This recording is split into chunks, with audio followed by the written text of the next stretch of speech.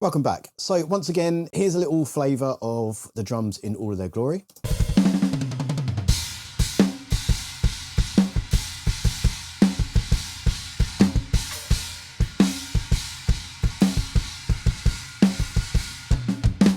Lovely. So let's break it down and just have a little look at each of the mics and show you how they build up that picture. Starting off with the kick. So that first mic, the kick in, the Beta 91, this is one of my favourite mics. Captures such a wonderful overall picture of the kick, and it gets loads and loads of click in there. Here it comes.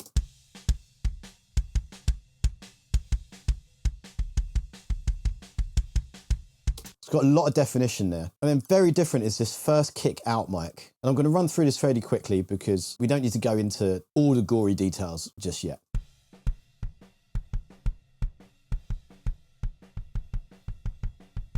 See how it's just got a little bit more of the thud there and less of the click. This is exactly what I want. We don't want them all to sound the same. And then lastly, the 47 FET, doing a similar job to that DPA mic, but just getting a little bit more of the sound of the skin.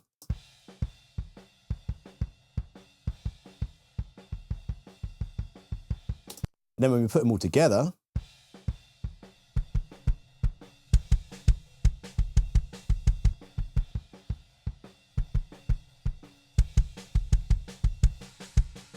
beautiful. Now I've done no additional EQ into that. That's just the EQ that I did on the desk. And I always do EQ on the way in with drums as much as I can because it just helps to get things in the right place from the start. Right, let's move on to the snare. The first mic on top was the Shure Beta 57. Let's have a listen to that.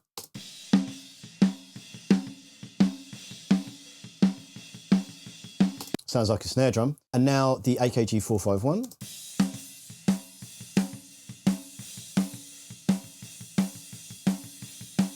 See, it's got a lot more high end in that and a little bit more low end, which on its own doesn't sound amazing. But when you put them together, it starts to fill in the gaps that the 57 didn't have because the 57 has much more of the mid-range. This tends to get some of the high end and a little bit more of the lows. So let's listen to those both together. I'll bring them in one by one.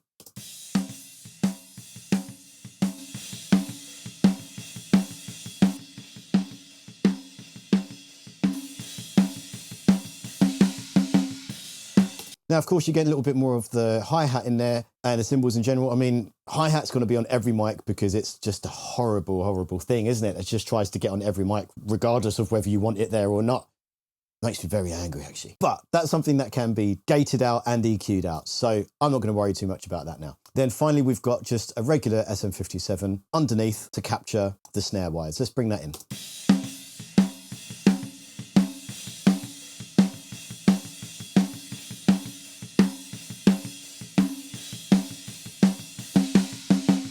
Cool, just helps to give it just that little bit more crack in the high end and also will really help with ghost notes. Right, let's have a very quick look at the toms. They all sound good and it was nicely tuned at the start and we had new skins put on as well. So thanks very much, Christian, for doing that. And that really does make a difference. Like I said before, I did EQ on the way in. The main thing is taking out some of the mid-range. You get like on all toms, somewhere around 500 Hertz and somewhere between 200 and 300 Hertz as well. That's where it can just sound a little bit floppy and a little bit muddy. You take some of that out and instantly they sound like ready mixed toms. I'm just going to show you a few little snippets, a few little fills with some of the toms in there so you can just get a bit of an idea of what they sound like. Like I said, haven't done any processing within Pro Tools. This is all from the SSL.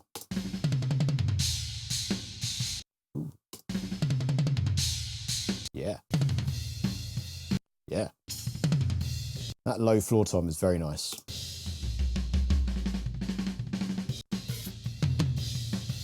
Yeah, don't think there's anything in this track where he hits the smallest tom actually, so you're not going to be able to hear that this time around. Sorry about that. Just trust me, it sounds brilliant. Overheads. Now I did a little bit of EQ on the SSL, but not too much on these because I didn't want to commit to anything too heavy-handed. So on this particular one, I wanted to make some of the decisions a little bit later. I did do just a little bit of filtering to take out some of the low end, and there was a little bit of harshness in the mid-range, but otherwise I kind of left it. So let's have just a quick listen to that, and then I'm going to apply a little bit of EQ, and then I'll bring in some of the spot mics as well.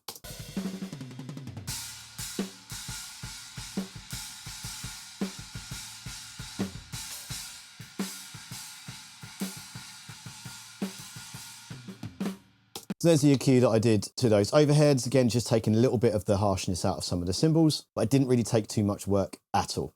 then a little bit in the mid-range there too. So let's bring in one of those spot mics, in this case to China. As you can tell, you can already hear it in the overheads, but in a dense mix, that's when you're going to need just a little bit of extra help. So I'm going to bring that China in halfway through.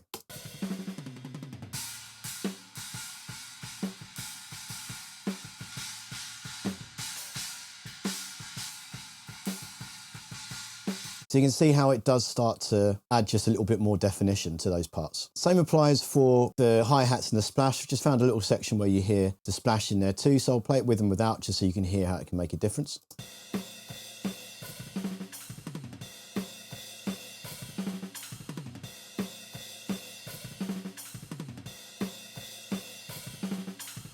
Once again, really helps in a dense mix. What I'll probably do with some of those spot mics, especially the Splash and the China, is either bring them down in a mix or mute them completely when they're not playing. And I'll definitely filter them so we're not getting too much to the low end as well. Lastly, we've got the two sets of room mics. Start with the Coles, so these are the ones at the back of the room. So I'll show you what they sound like without any processing, then I'll add just a little bit of EQ and compression to give it a little bit more flavor.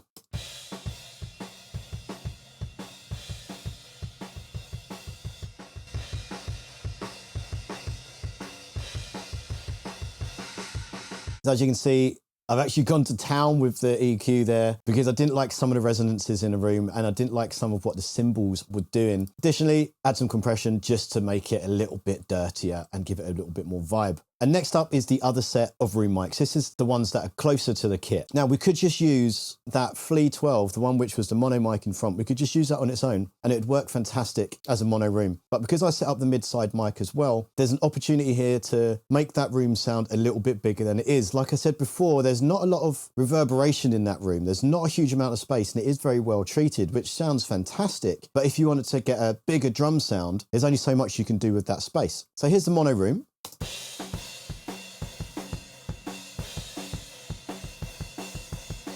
Sounds pretty good. And now what I'm going to do is I'm going to bring in the mid-side mic and show you how it can give a little bit more space, a little bit more width to the sound. Now, in case you're not aware, the processing to make this happen is you have to take that mic, you need to duplicate it, and then you pan each of them left and right. And on one of the mics, you flip the polarity, so it's out of phase to the other mic. This now creates the sound of the drums coming up from the side. So I'm just going to raise that and you'll hear what it can add to the sound.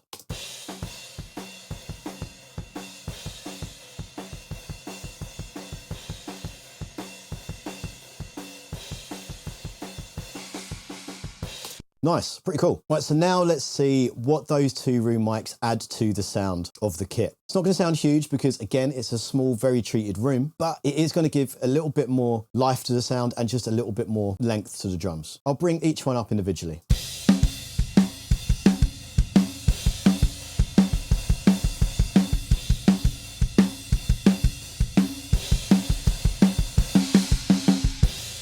That's a close. Now this is a far one, and pay a lot of attention to what it's doing to the kick drum because it really does give it that much more low end and aggression to the kick.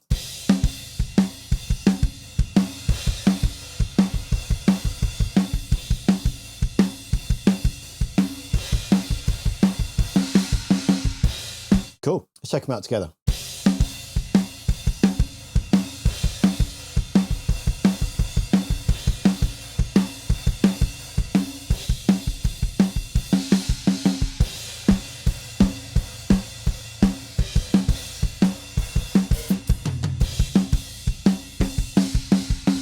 So as you should be able to hear there, the drums sound great as they are, but with those room mics in there, even though it's not a massive room, they do start to add a little bit more energy and also just picks up the overall sound of the kit. Now, already I'm happy with that. They sound fantastic. I'm ready to chuck those into a mix and start having a nice time. But this song is metal and it's gonna need a slightly bigger room. It's gonna need a larger than life sound. So I've created a room, not simply by just adding reverb, because that's boring, but in a slightly different way. Just have a listen to see what you think.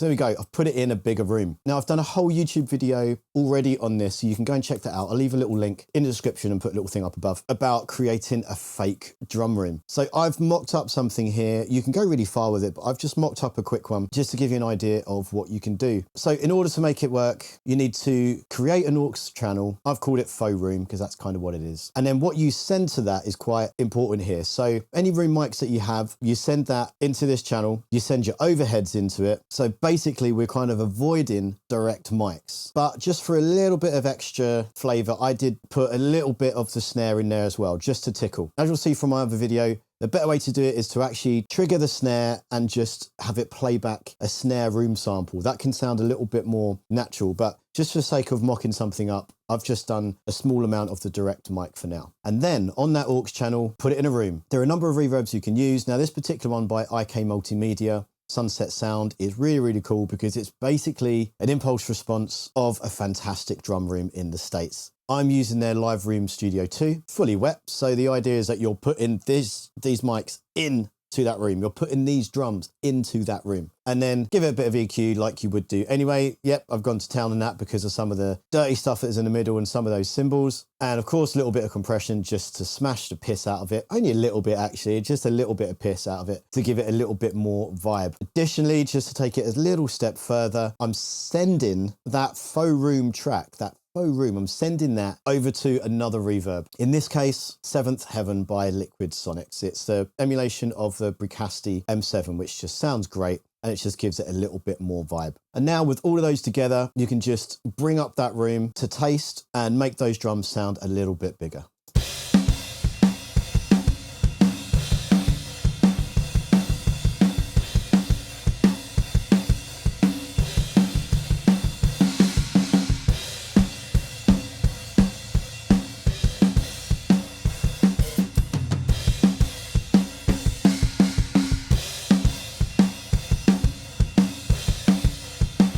There you go. Right, I hope you enjoyed that. I thought it might be nice just to have a little bit of a breakdown on the drums and just see what I did with that recording. Also, at the end of the session, I did actually take a bunch of samples of that kit because it just sounded so good. I thought it'd be foolish not to. So at some point, when I get around to it, those samples will be available. If you're watching this in the future, maybe they were available ages ago and it's already in the description. If you're not in the future, then I haven't done them yet, but they will be done soon. So thank you very much for watching. If you've got any questions, do hit me up in the comments below. It's always good to keep the conversation going. So until next time, bye for now.